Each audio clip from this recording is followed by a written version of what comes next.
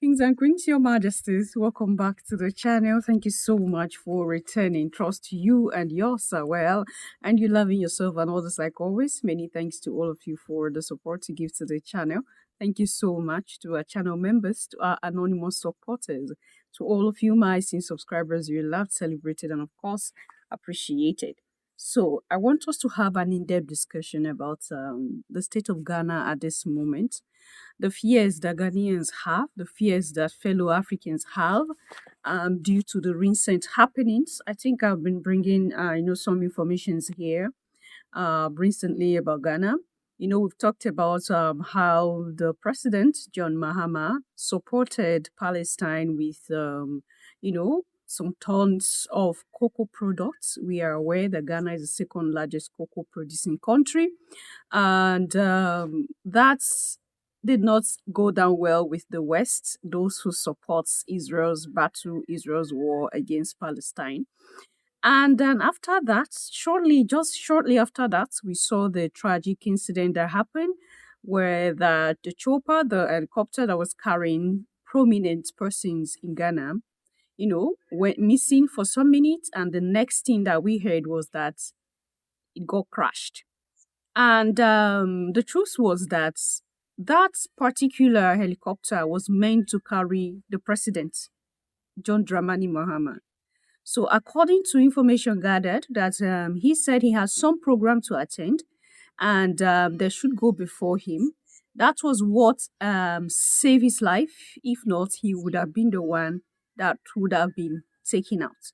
The question rising in the minds of Africans and Pan-Africans is the West really targeting to take out John Dramani Mahama? We are all aware that Mahama is delving towards, the Sahel, working hand in hand with them. Even though he was democratically elected, he believed in the dream of the Sahel.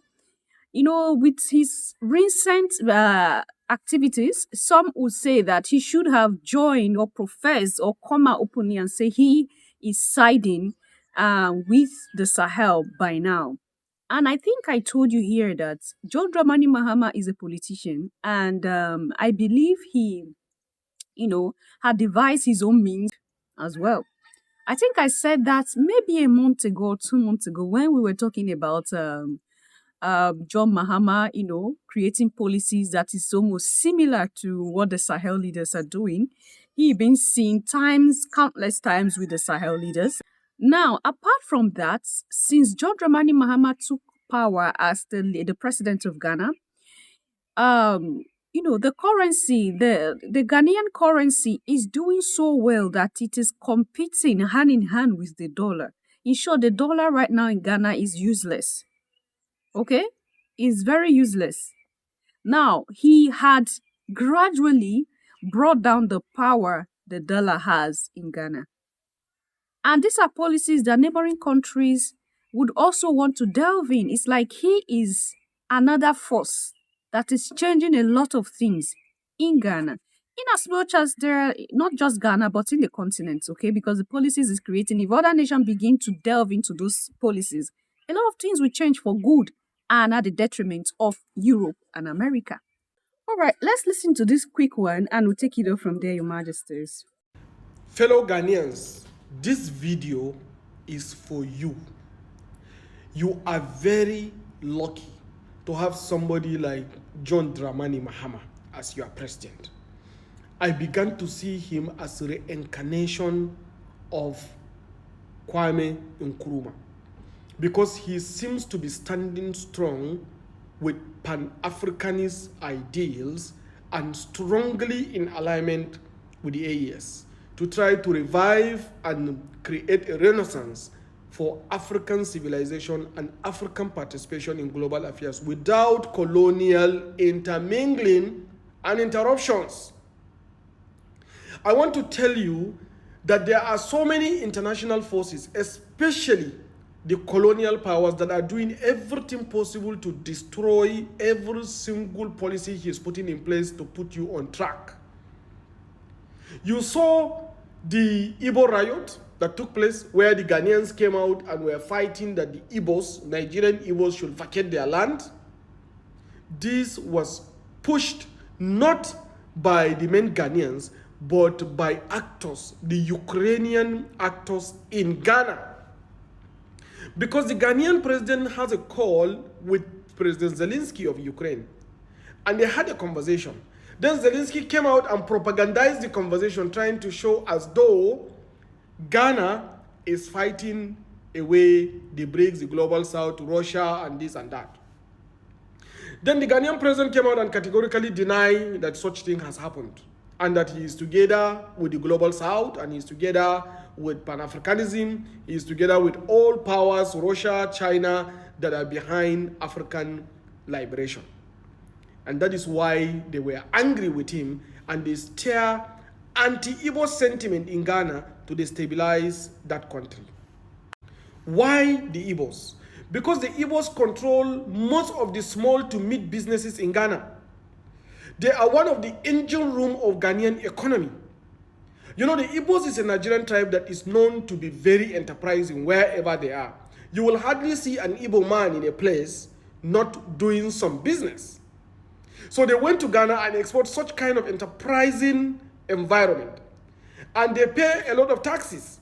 And that is why the Ukrainians use this to offset Ghanaian economy by making sure that some of the most productive migrants in Ghana have vacated, trying to raise something like xenophobia, similar to what happened in South Africa, where Africans are killing Africans for the benefit of the foreign colonial masters.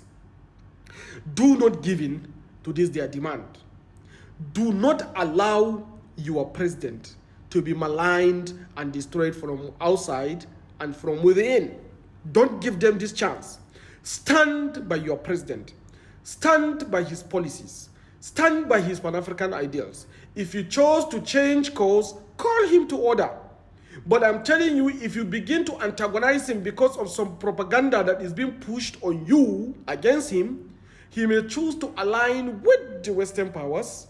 And if he does that, it is to your disadvantage, because they will extract your resources. You see this Ghana gold board? You see the quantity of gold that now is being organized for the benefit of Ghanaians. You know how it was with Nana Akufo when he will pack this gold and give them in exchange for IMF handouts and World Bank handouts. This time no longer happen.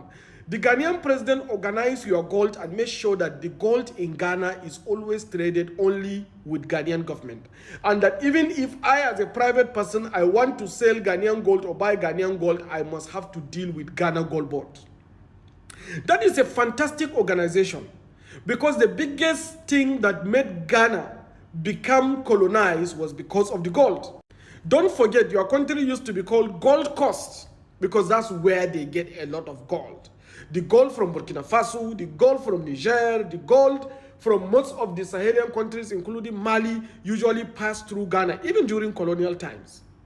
Now, it's no longer gold cost for the benefit of colonial masters to extract the gold. This is now Ghana gold. It is for the benefit of Ghanaians. So, and that is one of the policies that was drafted and enacted and implemented by your president. So now the UAE gold, Ghanaian gold that goes to UAE, Ghanaian gold that goes to Hong Kong, that goes to China, that goes to different countries are going in the name of Ghana, not in the name of some intermediary colonial puppet masters. You are very lucky. And if you allow this man to be destroyed, you will disincentivize every interest about Pan-Africanism, and then you will succeed in rooting many people away from the ideals that will keep our liberation. Everybody is looking at Ghana, and that Ghana, as one of the coastline countries like Nigeria, like Togo, like Benin, has to succeed. And you have a very important role to play in that success. Do not allow them to destroy Ghanaians. In fact, there are some conspiracies that are saying that the defense minister and some of the ministers that had a plane crash using helicopter, it was targeted at John Dramani Mahama, your president, and he was lucky to escape it. So whether it's true or not, that facts will now reveal itself later. But the truth of the matter is, stand by your president all the time. I believe as a Nigerian, Ghanaian president is doing a good thing, and you guys owe him a complete solidarity, complete understanding, and complete support. All right, Majesties, that was Adam Garba there. I'm still going to roll in another important information. But I just want to draw your mind to some of the important things he said. Do not allow the enemy use you to be a stumbling block to your own nation. You know, when this whole inter-country crisis began in Ghana, especially the Igbo must go riots and everything, inasmuch as Ghanaians deserve the right to preserve their nation, to protect the interest of their country, what I saw behind this was not what everybody was saying. And gradually the truth is unfolding.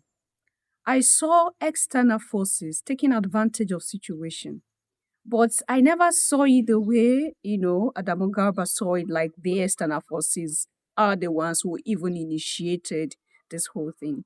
Because before now, there were crises, there were issues of, Nigerians, Igbos in Ghana, involved in criminal activities. And I keep telling you here, if you catch anybody involved in any activity, prosecute that person according to the law. Okay? Now, like I said, that the Ghanaians have the right to protect their nation and to purge their nation.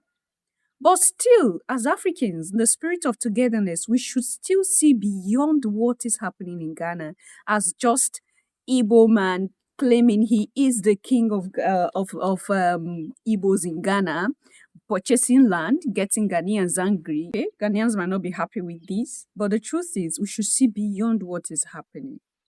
Remember, when there is an intertribal war in the continent, inter-country war in the continent, there is always an external force. I brought you that information here 2 years ago, how a military veteran was letting us know that they were categorically told or given the principles on how to create war between tribes in South Africa even. So nothing just happened. It happens for a reason. These people don't want us to succeed. They don't want us to progress. And it's quite unfortunate. If we do not fight this head on, like Ibrahim Traore said, this is a battle, it's a war. If we're not ready to fight, then we'll be killed. So which one do we want? Are we going to sit like cowards and not do anything? Leave your thoughts there at the section. I'm going to see you in my next one. Until then, love yourself, love others. Stay safe, stay positive, always your majesties. Bye for now. Ghana is under heavy attack. I repeat, Ghana is under heavy attack. This helicopter crash that happened, the president was supposed to be on board, but what he said he was supposed to attend a church event. They were targeting the president. Unfortunately, the people that lost their life, these great 6 people that lost their life in the helicopter crash, they weren't the target. They were mostly targeting the president. Why? Ask me. Do you notice that few days ago or a week ago, the president donated a lot of food to support Palestine? Also, when he got elected, the dollar lost its power in this country and the city started to gain power. Are you actually connecting the dot to what is happening? A lot of people might call me crazy, but with the events and things that are happening, if we don't actually get rid of these American and French leaders, foreign powers that are in this country, they're going to bring the country down. And last month, I made a video telling you that with what we are even experiencing about the Igbo issue that is going on, it is just the beginning of the worst things we are about to experience. Because there are a lot of foreign powers in these countries that wants to keep the country down, that wants to bring the country down. And if you don't wake up, they're going to turn the country to the next Palestine. What is happening is not natural. If you think what is happening is just natural occurrence, then you are sleeping. You've not woken up.